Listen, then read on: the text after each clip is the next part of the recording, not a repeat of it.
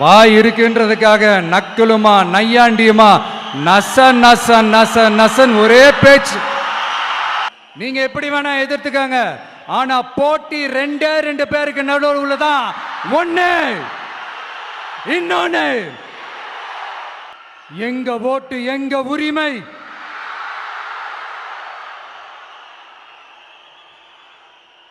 எங்களை யாரும் விலைக்கு வாங்க முடியாது.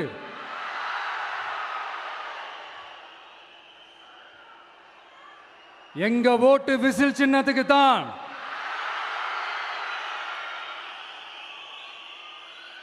யாரையும் நம்பி ஏமாற மாட்டோம். எங்க வார்த்தையிலிருந்து மாற மாட்டோம். இது நிஜம். தேங்க்யூ.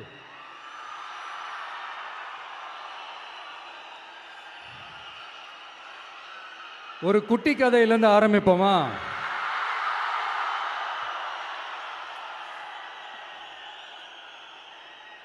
ஒரு பெரிய ஊர், ஒரு 4 ரோடு ஜாயிண்ட் ஆகிற மாதிரி ஒரு ஜங்ஷன்,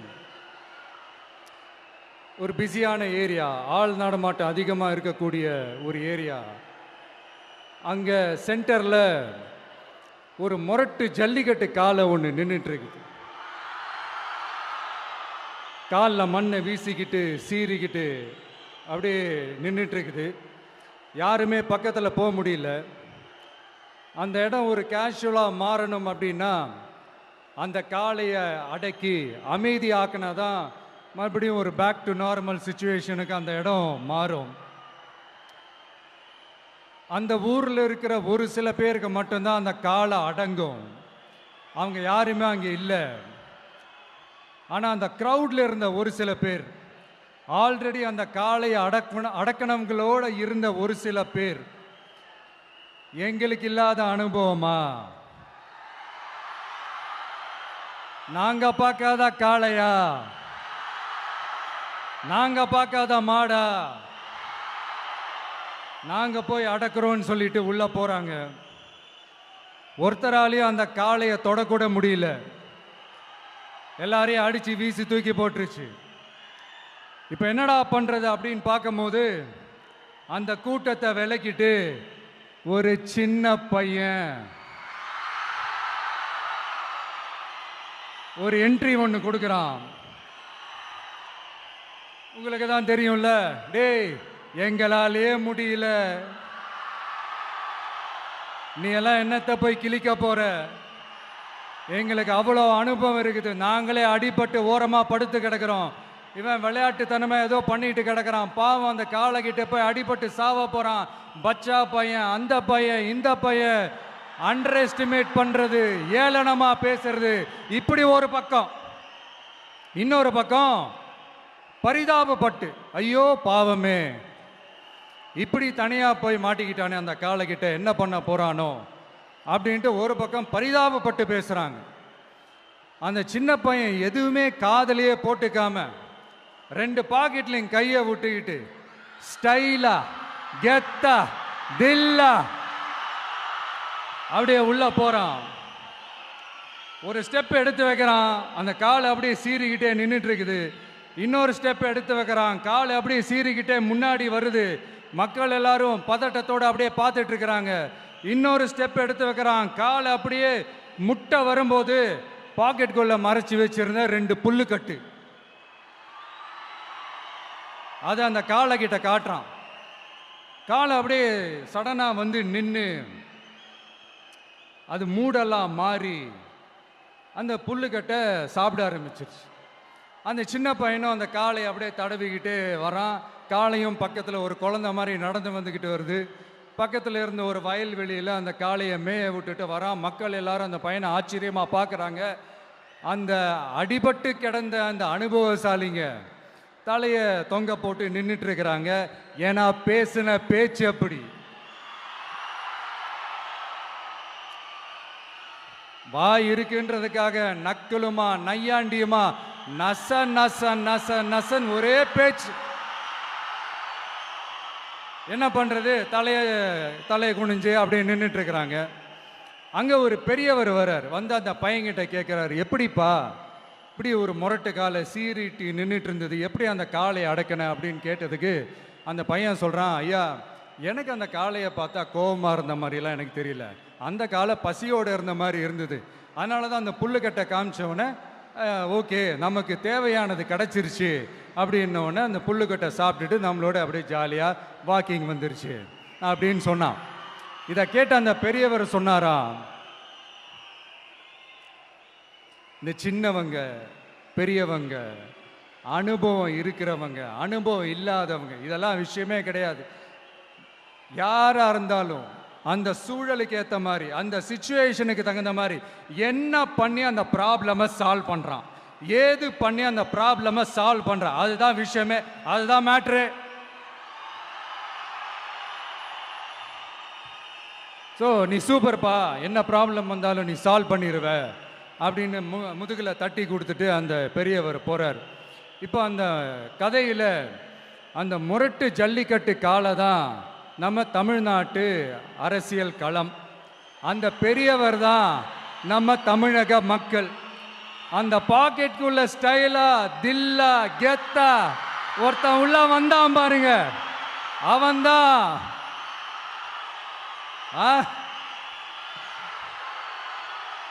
நான் இல்லைங்க, நான் இல்லை, நானு நீங்க நாம எல்லாருமா சேர்ந்து மாபெரும் மக்கள் சக்தியா இருக்கக்கூடிய நம்ம டிவிகே,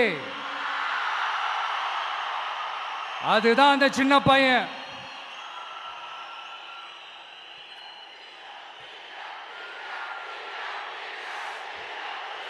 தேங்க்யூ தேங்க்யூ தேங்க்யூ.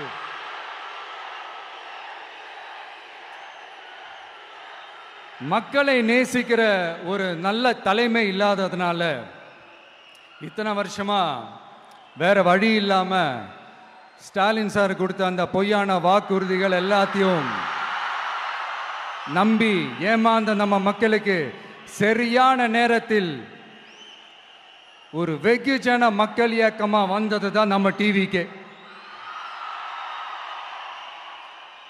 அந்த முரட்டு ஜல்லிக்கட்டு கால கதை ஏன் சொன்னோம், எதுக்கு சொன்னோம், யார் யாருக்கெல்லாம் சொன்னோங்கிறது புரிய வேண்டியவங்களுக்கு புரியும்னு நினைக்கிறேன்.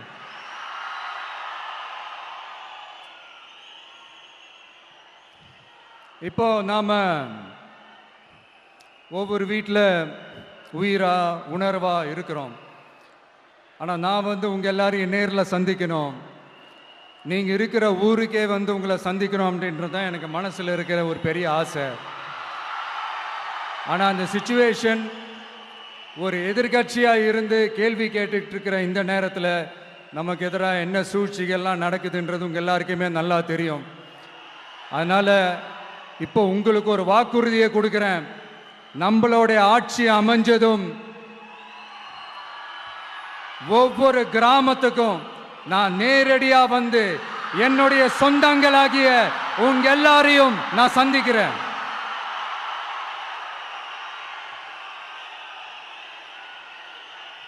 கொஞ்ச நாளைக்கு முன்னாடி நம்ம ஸ்டாலின் சார் ஒரு உருட்டு ஒன்று உருட்டினாரு, நீங்க கேள்விப்பட்டிருப்பீங்க. இப்போ வரப்போற எலெக்ஷன் எதுக்கான எலெக்ஷன்? நம்ம சட்டமன்ற தமிழ்நாடு சட்டசபைக்கான ஒரு தேர்தல் இல்லையா? இதே தமிழ்நாட்டுக்கும் டெல்லிக்குமான ஒரு எலெக்ஷன் அப்படின்னு சொல்கிறாங்க. இன்னும் கொஞ்சம் மேலே போய் தமிழ்நாட்டுக்கும் என்டிஏவுக்குமான ஒரு எலெக்ஷன் அப்படின்னு சொல்கிறாங்க. என்ன சார், டெல்லியில் ஏதாவது நிற்க போகிறீங்களா? அப்புறம் ஏன் தமிழ்நாட்டுக்கும் டெல்லிக்குமான ஒரு எலெக்ஷன் சொல்கிறீங்க? அப்புறம் இது ஏதாவது பார்லிமெண்ட் எலெக்ஷனா, பிரதமர் பதவிக்கு ஏதாவது போட்டி போடுறீங்களா? அப்புறம் ஏன் அதை தமிழ்நாட்டுக்கும் என்டிஏவுக்குமான ஒரு எலெக்ஷன் சொல்கிறீங்க? எங்களுக்கு புரியலையே சார், இது என்ன லாஜிக்னு எங்களுக்கு புரியலையே. எந்த எலெக்ஷனை எப்படி டீல் பண்ணணும், எப்படி ஹேண்டில் பண்ணணுன்றது நம்ம தமிழ்நாட்டு மக்களுக்கு தெளிவாக தெரியும்.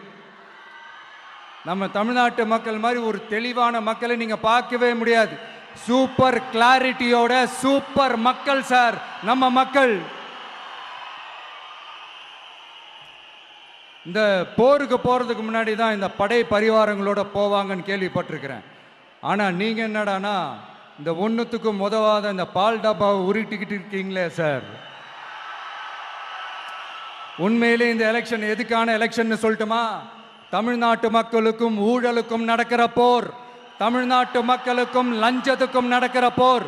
தமிழ்நாட்டு மக்களுக்கும் இந்த நிர்வாகத்தை சரியா செய்யாத இந்த திமுக அரசுக்கும் நடக்கிற போர். அதாவது தமிழ்நாட்டு மக்களுக்கும் உங்க ஆட்சிக்கும் நடக்கிற போர். தமிழ்நாட்டு மக்களுக்கும் ஸ்டாலின் சாருக்கும் நடக்கிற போர். இன்னும் சுருக்கமா சொல்லணும்னா, விஜய்க்கும் ஸ்டாலின் சாருக்கும் நடக்கிற போர்.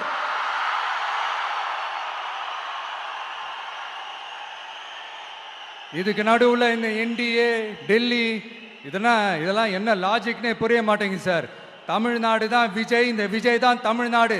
தூய சக்தி டிவிகேவுக்கும் தீய சக்தி டிஎம்கேவுக்கும் தான் இந்த போர்.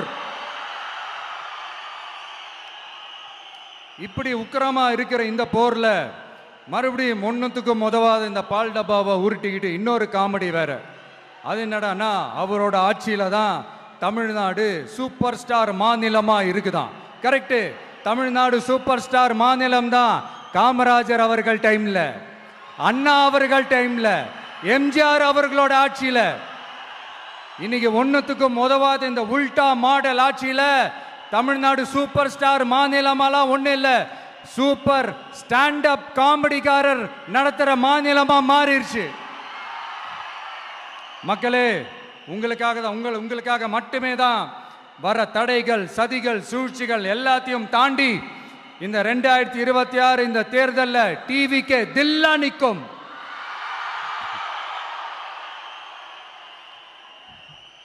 இதுவரைக்கும் நடந்த எலெக்ஷன் வேற, இப்ப நடக்க போற எலெக்ஷன் வேற. ஒவ்வொரு 5 இயர்ஸுக்கும் நடக்கிற எலெக்ஷன் மாதிரி இதை நினைச்சிடாதீங்க. 50 வருஷத்துக்கு ஒரு வாட்டி நடக்க போற ஒரு எலெக்ஷன் மாதிரி இது. அதிசய எலெக்ஷன். ஒரு எலெக்ஷன்ல அவங்களோட எதிரிகளை தான் எதிர்ப்பாங்க, அப்படிதான் எதிர்ப்பாங்க, அதுதான் யதார்த்தமும் கூட. ஆனா இந்த எலெக்ஷன்ல தான் ஒட்டுமொத்தமா எல்லாருமா சேர்ந்து ஒருத்தனை எதிர்க்கிறாங்க. ஒட்டுமொத்தமா எல்லாருமா சேர்ந்து இந்த விஜயை எதிர்க்கிறாங்க. ஏன்னா இந்த விஜய் ஊழலை எதிர்க்கிறான், லஞ்சத்தை எதிர்க்கிறான், மக்களோட மக்களா நிக்கிறான். அந்த மக்கள் அவன் கூட நிக்கிறாங்க. அந்த காண்டு எப்படி, அந்த காண்டு தான் ஒட்டுமொத்தமா எல்லாருமா சேர்ந்து ஒருத்தனை எதிர்க்க காரணம். நீங்க எப்படி வேணா எதிர்த்துக்கங்க, ஆனா போட்டி 2 பேருக்கு நடுவுல தான். ஒண்ணு இன்னொன்னு. இந்த எலெக்ஷன் டேல மேக்சிமம் என்ன பண்ணுவீங்க? போவீங்க, ஓட்டு போடுவீங்க, வருவீங்க, அவ்வளவுதான் உங்களுடைய பார்ட்டிசிபேஷன். ஆனா இந்த எலெக்ஷன்ல நீங்க பங்கெடுத்துக்க போறீங்க. எஸ், உங்க வீட்டில் இருக்கிற ஒரு விஜய் தான், உங்க வீட்டில் இருக்கிற ஒரு விஜய் தான் வேட்பாளரா நிக்க போறாங்க. உங்க வீட்டில் நிக்கிற ஒரு வேட்பாளர்னா அப்போ உங்க வீட்டில் இருக்கிற மற்றவங்க எல்லாருமே வாக்காளர்கள் தானே. உங்க அம்மா, உங்க அப்பா, உங்க அண்ணன், உங்க தம்பி, உங்க சொந்தம் டிவிக்கு வேட்பாளர் அப்படின்னா அப்போ உங்க ஓட்டு விசில் சின்னத்துக்கு தான் எல்லாருக்குமே தெரியும். ஏன், நம்மளோட எதிரிங்களுக்கு கூட அது நல்லாவே தெரியும். அதனாலதான் நமக்கு எதிராக அவ்வளவு அவதூறு பரப்புறாங்க. என்னென்ன அவதூறு பரப்புறாங்கன்றது உங்களுக்கே நல்லா தெரியும்.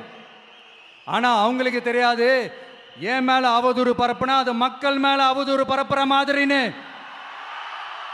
எனக்கு அரசியல் தெரியலன்னு சொன்னா அது மக்களுக்கு அரசியல் தெரியலன்னு சொல்ற மாதிரின்னு. என்ன அசிங்கமா பேசினா அது மக்கள் அசிங்கமா பேசுற மாதிரின்னு. எனக்கு எதிராக செய்யற ஒவ்வொரு செயலும் அது மக்களுக்கு எதிராக செய்யற செயல் அவங்களுக்கு தெரியாம போச்சு. இந்த விஜயும் மக்களும் வேறு வேறு இல்லை. இந்த விஜயும் மக்களும் ரத்தமும் சதையும் மாறி, உடலும் உயிரும் மாறி, ஒன்னிலிருந்து ஒண்ண பிரிக்கவே முடியாது. எஸ், சென்சிட்டிவான சென்டிமெண்ட், அது சென்சிட்டிவான சென்டிமெண்ட்.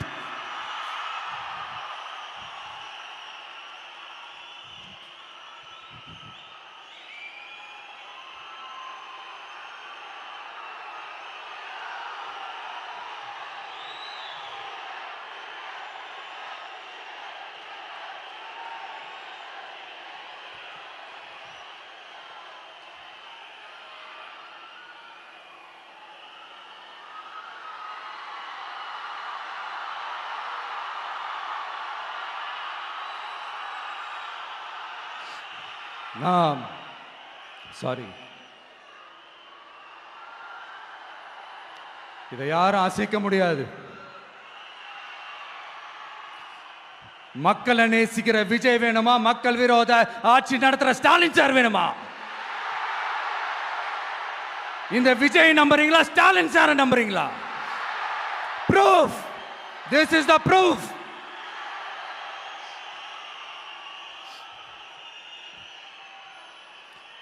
இந்த தீய சக்தி, ஊழல் சக்தி, இதெல்லாம் ஏன் சொல்றோம், எதுக்கு சொல்றோம், யாரை சொல்றோன்றதெல்லாம் மக்களுக்கு தெளிவாக தெரியும். அதே மாதிரி டிவிகேவுக்கு போட்டி டிஎம்கே தான்றதும் மக்களுக்கு தெளிவாக தெரியும்.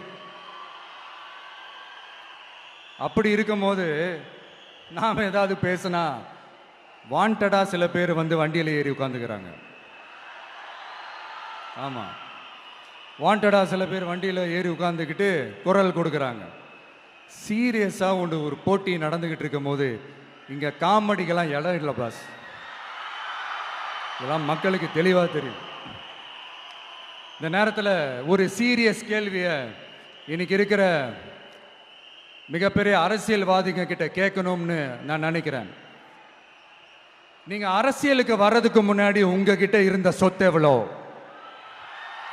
அரசியலுக்கு வந்ததுக்கு அப்புறம் இன்னைக்கு உங்ககிட்ட இருக்கிற சொத்து எவ்வளோ? அதை ஓப்பனா டிக்ளேர் பண்ண முடியுமா?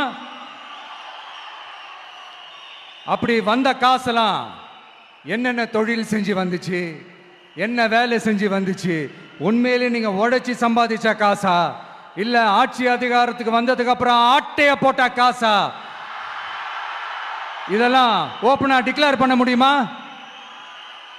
இதெல்லாம் நம்ம கேட்டா எல்லா ஊழல்வாதிகளும் ஒன்னா சேர்ந்து நம்ம மேல சேத்தவாரி வீசுவாங்க. அதை பத்தியெல்லாம் நமக்கு கவலை இல்லை. ஏன்னா நாம யாருன்னு மக்களுக்கு நல்லாவே தெரியும். எனக்கு ஒரு புது ஃப்ரெண்ட், புது நண்பர் ஒருத்தர் கிடைச்சிருக்கார். யார் தெரியுமா? தெரியாதா? முதல்வர் அவர்கள் தான். இப்போ ஒரு நிருபர் ஒருத்தர் கேட்ட கேள்விக்கு எனக்கு எதிரிகள்லாம் யாரும் இல்லை, அவங்க எல்லாருமே எனக்கு நண்பர்கள் தான் அப்படின்னு சொன்னாங்களே. அப்படி நாங்கெல்லாம் உங்களுக்கு நண்பர்கள்னா அப்புறம் ஏன் சார் கரூர் விஷயத்துல ஏன் மேல பழி தூக்கி போட்டீங்க?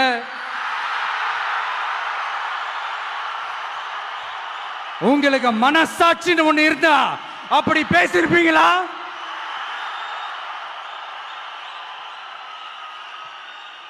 அப்படி நாங்களாம் உங்களுக்கு நண்பர்கள்னா ஒரு ஈவெண்ட், ஒரு ஃபங்க்ஷன் நடத்துறதுக்கு ஒரு இடமோ ஒரு பர்மிஷனோ ஏன் கொடுக்க மாட்டேன்றீங்க? எல்லாத்தையும் நீங்களே பண்ணிட்டு போற போக்கில் அப்படியே பொய்களா அடிச்சு விட்டுக்கிட்டு இருக்கீங்க. உங்களோட உண்மையான நண்பர்கள் யாருன்னு சொல்லட்டுமா? லஞ்சம், ஊழல், அரசியல் ஆதாயம், இதெல்லாம் தான் உங்களோட உண்மையான நண்பர்கள். பர்சனலா நீங்க எப்படி வேணா இருந்துக்கங்க சார், நமக்கு அதை பத்தி கவலை இல்லை, நமக்கு அது அவசியமும் இல்லை. ஆனா உங்க ஆட்சி தான் தப்பான ஆட்சி, தமிழ்நாட்டுக்கு தேவையில்லாத ஆட்சி.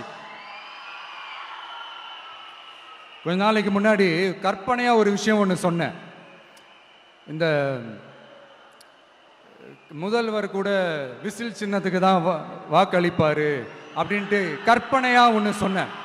ஆனா இன்னைக்கு நிஜமாவே நமக்கு ஆதரவா ஒரு கோஷத்தை எழுப்பியிருக்கிறாங்க. அது என்ன தெரியுமா? எங்க வாக்கு சாவடி வெற்றி வாக்கு சாவடியா. அதுக்கு அர்த்தம் என்ன தெரியுமா? எங்க வாக்கு சாவடி விஜய் வாக்கு சாவடின்னு அர்த்தம்.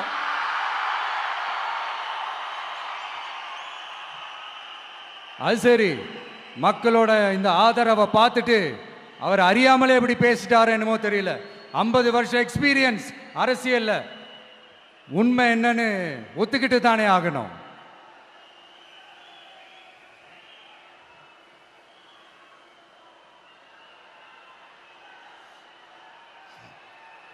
ஜனநாயகம்ங்கிறது பெரும்பான்மை ஆட்சி அதிகாரம் சார்ந்தது மட்டும் இல்லை, சிறுபான்மை மக்களின் உரிமைகள் உணர்வுகளும் புனிதம்னு நினைச்சு அதையெல்லாம் காப்பதற்கு பெயர் தான் ஜனநாயகம்னு 1963 அறிஞர் அண்ணா பார்லிமெண்ட்ல பேசினதை நாம இங்க சொல்றது ரொம்ப பொருத்தமா இருக்கும். அறிஞர் அண்ணா சொன்னது தான் டிவிகேவோட நிலைப்பாடும். இந்த ஸ்டாண்ட்ல நாம 100% உறுதியா இருப்போம். யாருக்காகவும் எதுக்காகவும் இதுல சமரசமே கிடையாது. மதச்சார்பற்ற சமூக நீதி தன்மை தான் நம்ம அடிப்படை கொள்கைகள் ஒன்று. அதில் எந்த மாற்றமும் எப்பவும் கிடையாது. ஆனா இதெல்லாம் மறந்துட்டு எப்படியாவது எதையாவது செஞ்சு ஓட்டு வாங்குறதுக்காகவே இங்க சில பேர் இருக்கிறாங்க. அவங்கள மாதிரி நமக்கு அப்படி சில பிரச்சனைகள்ல எரியற நெருப்புல எண்ணெய ஊத்துற எண்ணமே இல்லை.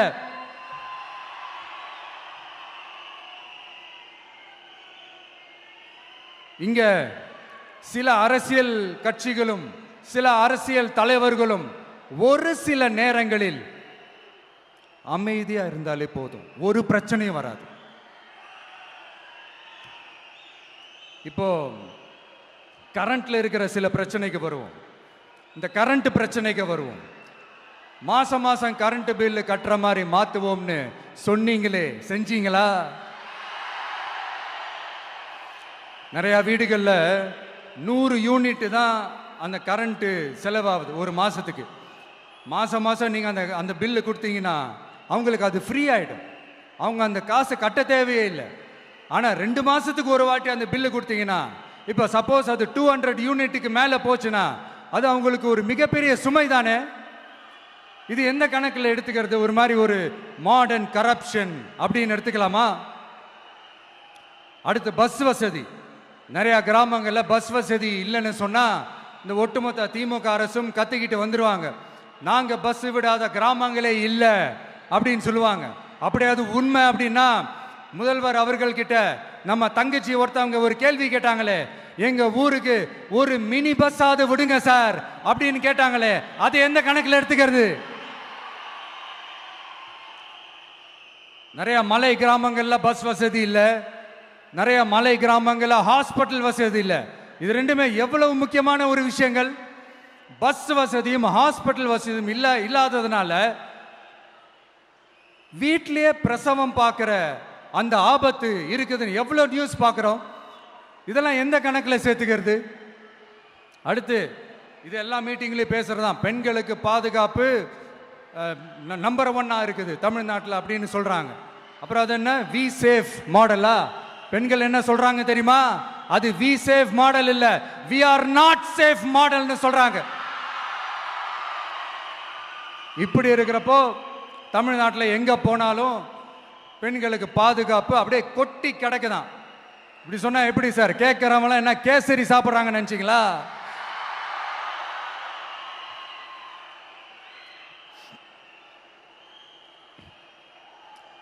அடுத்து இந்த சட்டம் ஒழுங்கு, அது காணாம போய் ரொம்ப நாள் ஆச்சு. இவன் வேற, இந்த விஜய் வேற, எங்க போனாலும் இந்த மக்கள் கிட்ட இந்த சட்டம் ஒழுங்கை பத்தி பேசி ஞாபகப்படுத்திக்கிட்டே இருக்கான்னு முதல்வர் அவர்கள் அவங்க கூட இருக்கிறவங்க கிட்டலாம் சங்கடப்பட்டாராம். நாம் என்ன பண்றது? நாம தான் தமிழ்நாட்டோட விசில் ப்ளோயர் ஆச்சே. நாம் எப்படி சைலண்டா இருக்க முடியும்? நாமளும் கேள்வியா கேட்கிறோம், ஆனா பதிலெல்லாம் வந்த மாதிரியே தெரியல. இருந்தா தானே வர்றதுக்கு, வச்சுக்கிட்டா வஞ்சனை பண்றாரு. 5 வருஷமா பதிலே சொல்லாம அப்படியே கடந்து வந்துட்டாரு. ஆனா இனிமே அப்பெல்லாம் இருக்க முடியாது, பதில் சொல்லி ஆகணும். மக்களே, இந்த தீய சக்தி, இந்த அட்ராசிட்டிய ஒரு எண்டு கார்டு போடணும் அப்படின்னா அவங்கள சுவிட்ச் ஆஃப் பண்றது தான் ஒரே சொல்யூஷன். அதுக்கான ரிமோட் தான் வரப்போற எலெக்ஷன். அந்த ரிமோட்ல நீங்க அழுத்த வேண்டியது ஒரே ஒரு ஆப்ஷன், அதுதான் நம்ம விசில் சின்னத்தோட பட்டன். இத 4 விஷயத்தை நீங்க செஞ்சாலே போதும். ஒவ்வொரு இவிஎம் மிஷின்லயும் விசில் சின்னத்துக்கு நேரா இருக்கிற அந்த பட்டனை பச்சக்கு பச்சக்கு பச்சக்குன்னு ஒரு அழுத்துங்க. எப்படி? அவ்வளவுதான். நாம காஞ்சிபுரத்தில் பேசும்போது நம்மளுடைய விஷன் என்னன்னு சொன்னோம். இப்போ அதனுடைய கண்டினியூஷனா சில விஷயங்கள் இங்க நான் சொல்லணும்னு ஆசைப்படுறேன். இப்பவும் சொல்றேன், உறுதியா சொல்றேன், சத்தியமா சொல்றேன். பெண்கள், பெண் குழந்தைகள், ஆண் குழந்தைகள் பாதுகாப்பு நம்ம ஆட்சியில் நம்பர் 1 இருக்கும். சட்டம் ஒழுங்கு ரொம்ப ரொம்ப ஸ்ட்ரிக்டா இருக்கும். அரசு பள்ளிக்கூடங்களும் கல்லூரிகளும் முதல் தரமா இருக்கும். போட்டி தேர்வுகளுக்குன்னு லட்சங்களை கொட்டி தனி கோச்சிங் சென்டர் போய் படிக்க அவசியமே இருக்காது. ஏன்னா கவர்மெண்ட் ஸ்கூல் காலேஜ் சிலபஸே போட்டி தேர்வுகளை ஈஸியாக சந்திக்கிற வகையில் அந்த ஸ்டாண்டர்டுக்கு ஏற்ற மாதிரி அமைக்கப்படும். உயர்நிலை பள்ளி பாடத்திட்டங்களிலேயே அடிப்படை அரசியல் சாசன சட்டம் சேர்க்கப்படும். மாநில மற்றும் ஒன்றிய அரசு அலுவலகங்கள் வங்கிகளின் செயல்பாடுகள் மற்றும் அவற்றை அணுகும் முறை குறித்து மாணவர்களுக்கு தெளிவான புரிதலை ஏற்படுத்தும் வகையில் தேர்வுகள் அற்ற செயல்முறை பாடமாக கற்பிக்கப்படும். இந்தியா முழுக்க உள்ள ஒன்றிய அரசு சார்ந்த கல்வி நிலையங்கள் மற்றும் அதன் சேர்க்கை அட்மிஷன் குறித்து புரிதலும் தெளிவும் மாணவர்களுக்கு உருவாக்கப்படும். அனைத்து அரசு பள்ளிகளிலும் பெண் குழந்தைகளுக்கு சுத்தமான சுகாதாரமான மற்றும் தரமான கதவுகள் பொருத்தப்பட்ட ரெஸ்ட் ரூம்கள் அமைப்பது உறுதி செய்யப்படும். போதைப் பொருட்கள் இல்லாத தமிழகம் உருவாக்கப்படும். மாவட்ட கலெக்டர்கள் மற்றும் எஸ்பிக்களில் சரி பாதி பெண்களாக இருக்கும்படி செய்வோம். மலை கிராமங்களில் அரசு ஆரம்ப சுகாதார நிலையங்கள் பிரசவம் பார்க்கும் வசதியுடன் அமைக்கப்படும். பஸ் போக்குவரத்து இல்லாத கிராமங்கள் மற்றும் மலை கிராமங்களே இல்லை என்ற நிலை உருவாக்கப்படும். ஏற்கனவே அமைப்பு சாரா தொழிலாளர்கள் அமைப்பு இருந்தாலும் ஆட்டோ டாக்ஸி மற்றும் லாரி டிரைவர்களுக்கென அவர்களின் நலன்களுக்காகவும் குடும்ப நலன்களுக்காகவும் தனியாக நல வாரியம் அமைக்கப்படும். தென் தமிழகம் உட்பட தமிழகத்தின் தேவையான பகுதிகளில் தொழிற்சாலைகள் அமைக்கவும் தொழில் வளம் பெருக்கவும் தனி கவனம் செலுத்தப்படும். விவசாயிகள் மீனவர்கள் மற்றும் நெசவாளர்களின் கருத்துக்களை அறிந்து அவர்களுக்கான திட்டங்கள் காலத்தின் தேவைக்கேற்ப உருவாக்கப்படும். இப்போ நம்ம ஸ்டாலின் சார் அறிவாலயம் பக்கத்தில் யாரு நடந்து போனாலும் அறிவாலயம் பக்கத்தில் யாரு நிழலுக்கு ஒதுங்கினாலும் கூட்டணியில் சேர்த்துக்கிற அந்த கல்லாப்பட்டி கூட்டணியை ரொம்ப கஷ்டப்பட்டு சேர்த்துருக்கிறார். ஆனால் அவருக்கு நான் சொல்கிறேன், இந்த அறத பழைய கூட்டணி கணக்குகளோ இந்த கொள்ளையடிச்ச பணத்தையே வச்சு எங்கள் மக்களை ஏமாற்றி எல்லாம் ஜெயிக்க முடியாது. ஏன்னா இது மாபெரும் மக்கள் சக்தியான வித்தியாசமான விசில் புரட்சி எலெக்ஷன்.